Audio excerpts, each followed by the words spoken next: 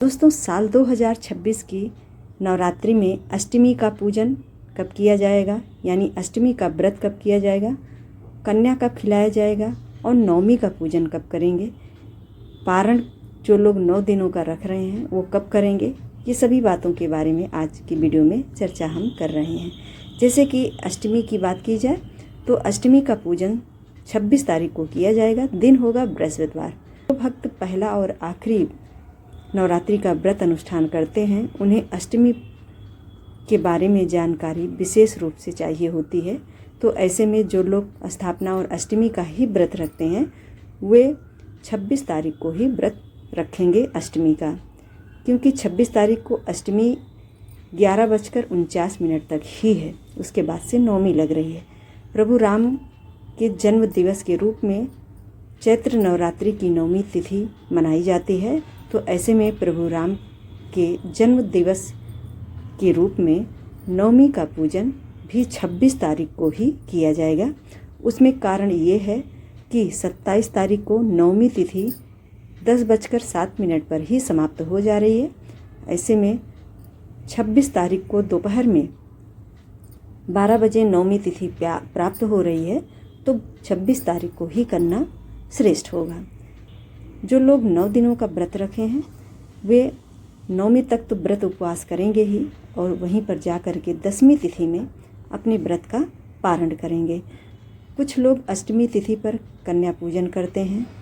9 दिन का व्रत रखने वाले भी और नवमी में व्रत का पारण कर लेते हैं। तो वो अपने अपने घर परिवार के अनुसार जैसे उनके यहाँ शुरू से होता आ रहा है उस तरह से वो करें।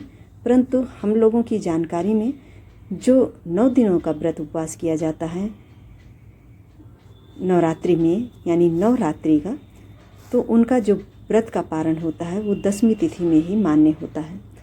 तो ऐसे में हमारी जानकारी के हिसाब से 9 दिनों का व्रत रखने वाले सभी भक्त 10वीं को ही व्रत का पारण करेंगे, जो कि 28 तारीख को ही 10वीं प्राप्त हो रही है। इस तरह से नवरात्रि के विधि और नियम हैं 2026 में, और इसी के अनुरूप कार्य किया जाएगा।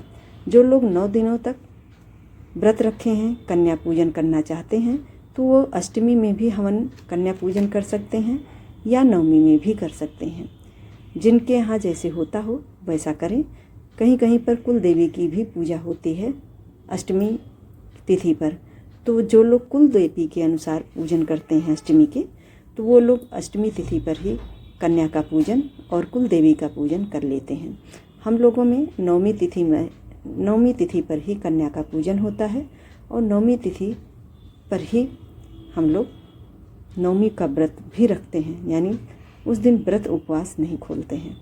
पूरे 9 दिनों के व्रत करने के उपरांत जा कर के हम सभी 10वीं तिथि में ही पारण करते हैं।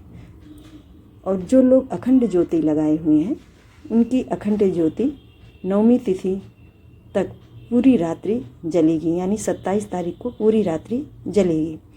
पूरे 9 दिनों का कंप्लीट नवरात्रि मिल रही है, इसमें कोई भी संशय नहीं है।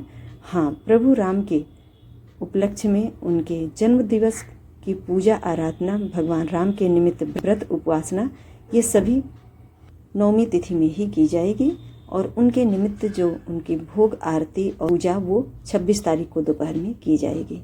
इस तरह से साल 2026 में अष्टमी नवमी का पूजन किया जाएगा, और 9 दिनों का जो लोग व्रत उपवास किए हैं वो अपने व्रत का पारण करेंगे।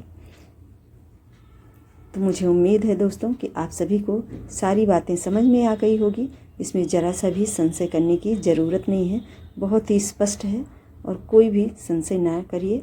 जैसे जिसके यहाँ होता हो कुछ चीज़ें उसी कुल और परंपरा का ध्यान रखते हुए ही हमें करना चाहिए। किसी की देखी देखा करके अपने कार्य को बिगाड़ना नहीं चाहिए। भगवान की उपासना सच्चे हृदय और मन से होता है, और सभी वार तिथि अपने आप में अच्छे होते हैं, और हमारा मन कितना अच्छा है, हम कितना समर्पित हैं, वही हमारे पूजा की मेन श्रद्धा होती है, और वही अर्पण होता है। बाकी तो सब हम सांसारिक व्यक्ति अपने संसार के नियमों के अनुसार ऐसे ही उन गुत्थियों में गुथे रहते हैं। तो मुझे उम्मीद है दोस्तों आज का वीडियो आप सभी को पसंद आया होगा। वीडियो थोड़ा सा भी पसंद आया हो या हेल्पफुल लगा हो तो लाइक शेयर भी कर दीजिएगा। चैनल पर नए हों तो हमें सब्सक्राइब कर लीजिए इसी तरह के व्रत उपासना से संबंधित विस्तृत जानकारियों को प्राप्त करने के लिए। जय श्री कृष्ण, जय माता दी।